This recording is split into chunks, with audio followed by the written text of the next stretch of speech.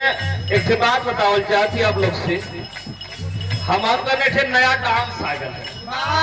भैया बोला तो हमारे भाई क्या करेगा बा हमके तो 90 बरिस बतौले 70 बरिस और 90 किलो को हो ही गई थी और कमर वो हिल पाई वही ना 10 साल में विदाई है तो 10 साल में विदाइयो है हमारे भाई मनाई अगर 100 साल जी जाए तो बहुत है। लेकिन क्या बोलना है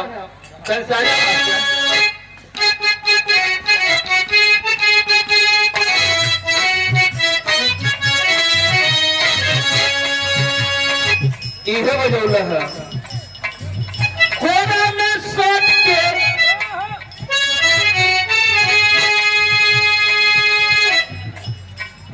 कोना में सोच के उलट के पलट के चले बनाते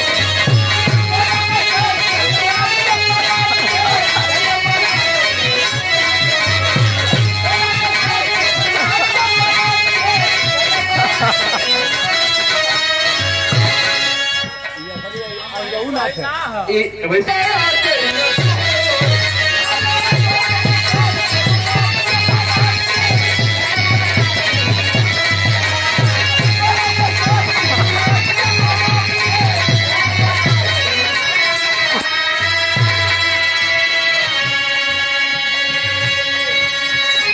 बिजली के तार में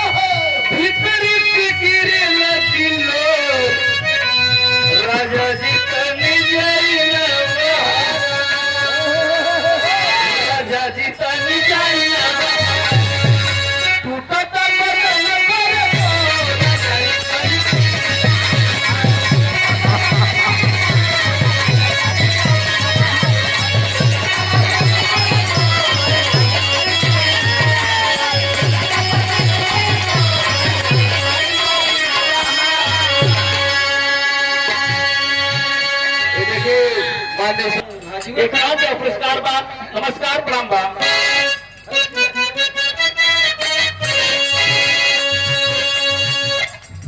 लेकिन वो में एक और लाइन बोलते नया नायक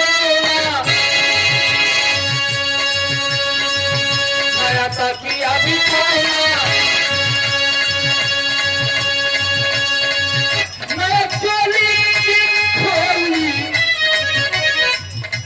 बनाओ खिलौना